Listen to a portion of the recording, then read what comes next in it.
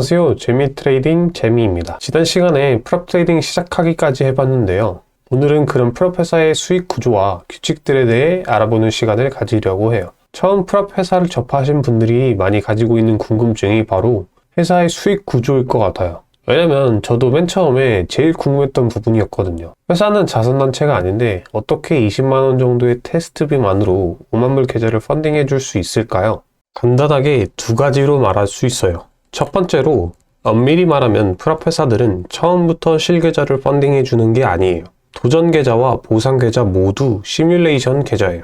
그래서 고객들이 계좌를 터뜨려도 회사 입장에서는 손해가 없죠.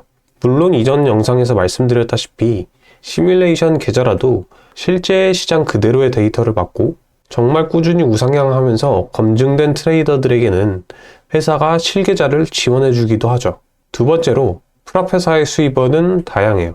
프롭 테스트비도 회사의 수입 중 하나이고 트레이더들이 거래하는 데이터를 가공해서 이를 필요로 하는 회사, 예를 들면 트레이딩 알고리즘 개발 회사에 제공함으로써 받는 데이터 가공비도 회사의 수입 중 하나이죠. 이 외에도 다양한 수입원이 있는데 이걸 토대로 꾸준히 우상향하는 트레이더들에게 보상을 지급해 주는 거예요. 프롭 회사 입장에서 꾸준히 우상향하는 트레이더들의 데이터가 더 가치 있기 때문이죠. 프롭 회사의 수익 구조를 보니 이제 합리적이라는 생각이 들죠. 자, 그러면 이제 프롭 회사의 규칙으로 넘어갈게요. 프롭 회사들마다 규칙들이 조금씩 다르지만 대부분 비슷한 틀을 가지고 있어요. 그중 제가 중요하다고 생각하는 부분 두 가지를 말씀드릴게요. 첫 번째, 일관성 규칙. 일관성 규칙이란 하루 수익이 내가 출금 신청할 때 전체 수익의 일정 %를 넘지 않아야 한다는 규칙이에요. 이 일관성 규칙은 프롭 회사 거의 대부분이 가지고 있어요. 왜냐하면 앞에서 잠깐 얘기했듯이 한 방 크게 운으로 찍어서 먹는 사람들보다 꾸준히 우상향하는 사람들에게 회사가 페이아웃을 해주겠다는 취지가 바로 프롭 회사이고 그런 데이터를 원하기 때문에 그렇죠. 그러면 하루에 너무 많이 이긴 날이 있으면 어떻게 하냐라고 물으신다면 그만큼 전체 수익을 키우면 됩니다.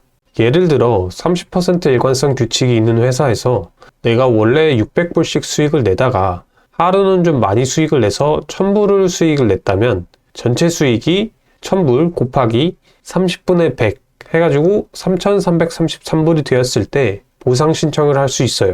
그래서 하루에 5000불씩 이렇게 너무 많이 수익을 내는 건 불필요하겠죠.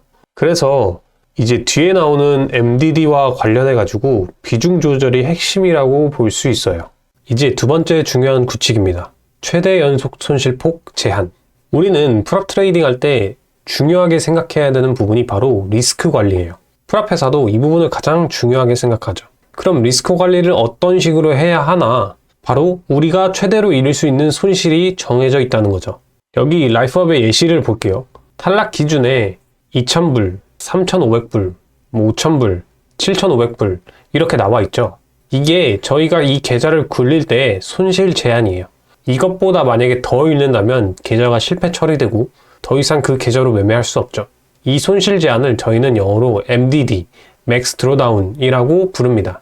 그리고 여기서 진짜 중요한 점은 거의 모든 프롭 회사들의 MDD는 고정값이 아니라 내 계좌의 신고가에 따라 변동됩니다. 이게 말로만 들으면 이해가 안 갈 수 있는데 정말 중요한 부분이라서 반드시 이 표와 어떤 예시를 통해서 이해를 하고 넘어가시는 걸 추천드려요. 자, 라이프업의 5만불 계좌를 예시로 둘게요. 5만불 계좌에서 아까 탈락 기준이 2000불이라고 되어 있었죠. 그러면 내가 처음에 계좌를 오픈했을 때 내 계좌는 5만불인 상태가 되고 그럼 탈락 기준은 48,000불이 됩니다. 맞죠? 근데 여기서 내가 만약 포지션에 진입을 해서 약 1000불의 수익을 냈어요. 그러면 계좌가 51,000불이 되죠? 여기 51,000불이 되죠? 그러면 원래 48,000불이던 MDD가 이렇게 쭉 따라붙어서 내 계좌 신고가인 51,000불 마이너스 2,000불 해서 49,000불로 따라붙습니다.